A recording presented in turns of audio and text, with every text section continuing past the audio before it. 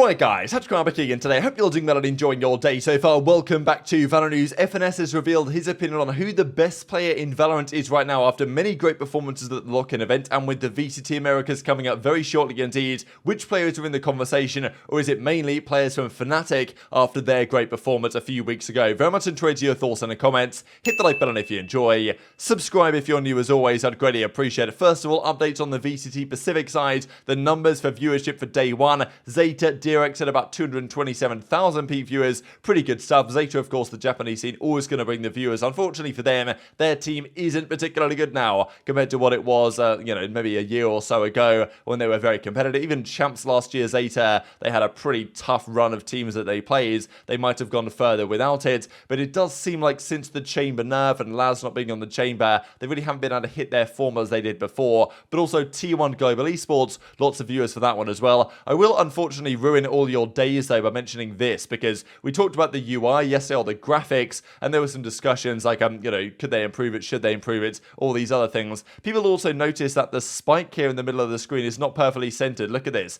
So it's clearly not centered relative to round 8 at the top of the screen, and then even if we look at the bottom here, you can see it's not centered here. So unfortunately all your day is ruined and you'll never be able to see this the right way again. Hopefully they can fix it, because completely unwatchable. There's no way you can watch VALORANT if this is the case, in my opinion. But DRX destroy Zeta Division yesterday in one of the first games of the entire franchise league. This was not particularly competitive, to be honest. Ascent was 13-5, Pearl was 13-5 as well. Look, we know the DRX are very good. They did a great run at the lock-in event as well, but Zeta for some time haven't really been great, especially since I think the Chamber nerf, and since Chamber not being viable anymore, they've struggled to find their footing a little bit. Crow and TenZ haven't been quite where I think they need to be, and changing around roles and the rest of the team as well doesn't seem to be working super effectively. So I don't know, they've got some things to think about. We know that DRX are kind of a well-oiled machine. Certainly in matches like this in the home region, they're going to body most teams they play. But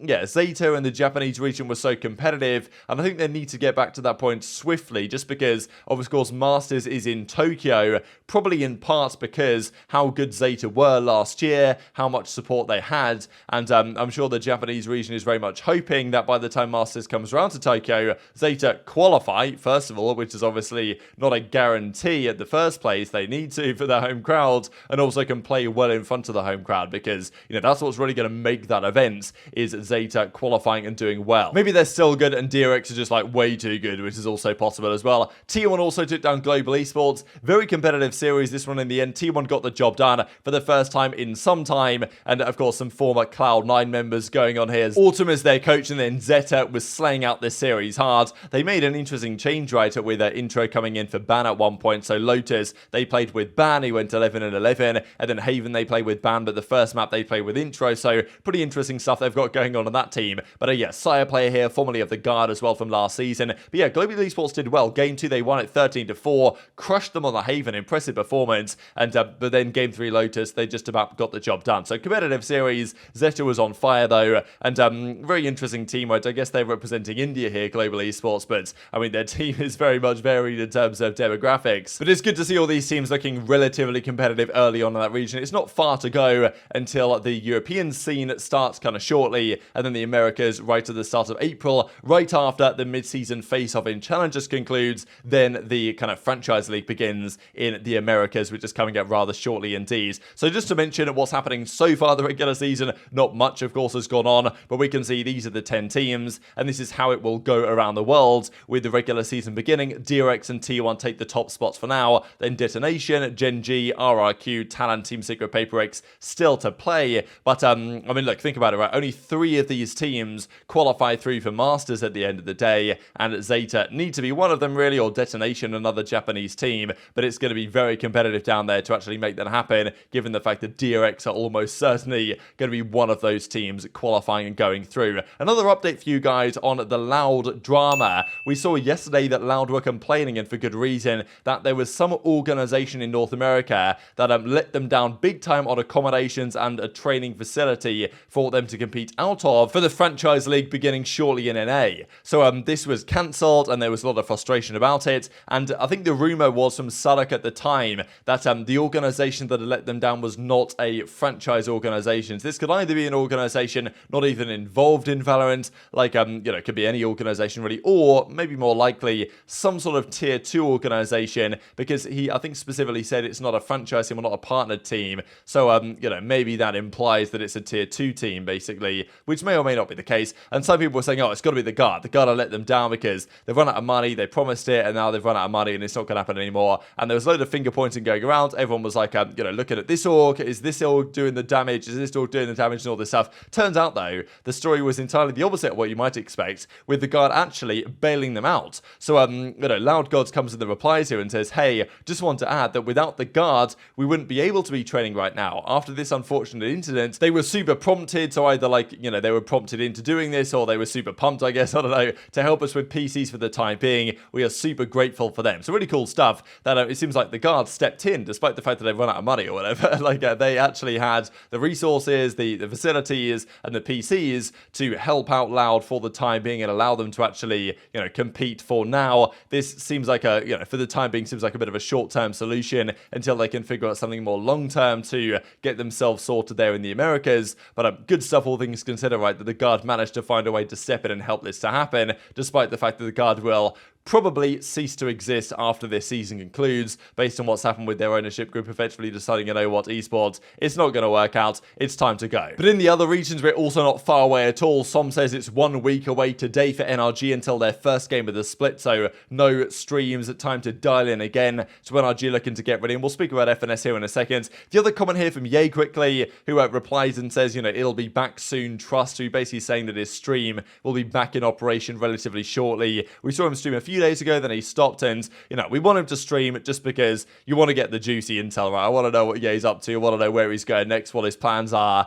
and for some reason he hasn't been streaming the last few days, maybe just biding his time and considering his options right now going forwards. Let's talk then FNS's thoughts on who the best player in the world is at the moment. We saw many phenomenal individual performances and team performances back at the lock-in event, and you've probably got to consider the best player at this moment in time, especially in this current meta, is probably a player that went very far at the lock-in tournament with a great team. And there's a few candidates that come to mind. FNS gives his thoughts on it. A lot of people are going to say dapr. He gives a kind of, not exactly a left field opinion, but he says, look, in his opinion, best is most versatile, and he gives that to Chronicle. Who's the best player right now in your opinion?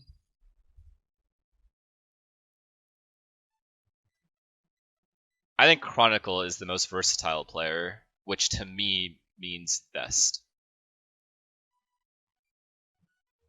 Which player at lock-in impressed you the most?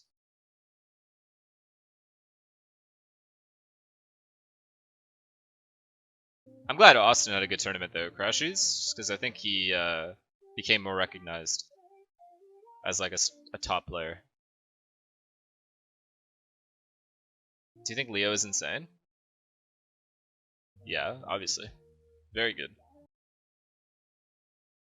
So I headed over here to VLR.gg. I've ordered this by rounds played, so you can kind of see this is eventually therefore orders it by teams that made it deep in the tournament. So Louder up top here with less, of course, and then you get to the Fnatic boys. And I think this tournament specifically, Leo was phenomenal. And to me, I might want to give it to Leo at the moment. I know that Artist has talked about Leo being basically a flawless player. He had a 1.28 this tournament in terms of rating. Durka had a 1.14, but was it very important towards the end? And you can look at ACS, you can look at other statistics, you can look at KD, but Leo had a 1.41. But Chronicle is one of these players that, FNS and a player of his caliber is rating very highly because super versatile. And also, I believe he mentioned there Crashies, right? Because Crashies had a great tournament as well for NRG, and I think received a lot of great credit as well based on his level of performance. Also, Shao was phenomenal. It's interesting because in previous times, the players that would drop the crazy numbers will be, the Yays, for example, right, of during the Chamber meta, and of course Durka would fall into a similar category there.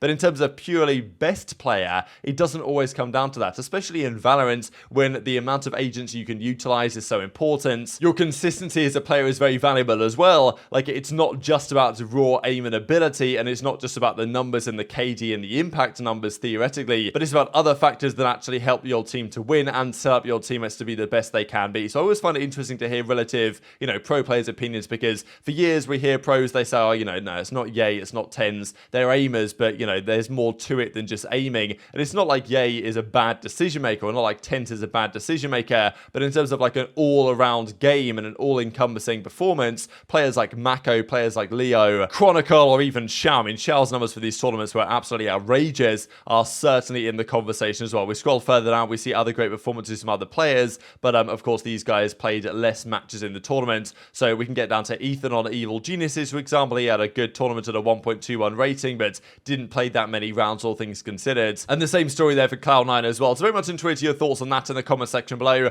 Just wanted to close out with this in Will Miner, because I've been mentioning these over the last couple of days. There is finally some small variation here on Fracture. This is split one in the Challengers Leagues, and we can see on Fracture, we do thankfully get some decent variation in agents used. Yes, Breach is always going to be here, Brimstone is mostly here, and mostly Cypher as opposed to Killjoy, but outside of that, there is a lot of variation. I always really enjoyed the Neon days where Neon was first coming in, and OpTic were using Neon right when it was OpTic and using it to great effect on this specific map mode combination, and Neon still has remained viable in North America and in Korea, Japan, and Oceania on this map as the most commonly used version of the compositions, but we see a lot of Raze, we see a fair bit of Fade, a fair bit of Sova, even Viper here in LATAM, so you know, I think it's always quite interesting to see what the different regions are up to, and thankfully on Fracture, there is a lot of variation globally on what is used. Most maps, unfortunately, nowadays have a very solid stronghold composition, of which Killjoy is massively a part,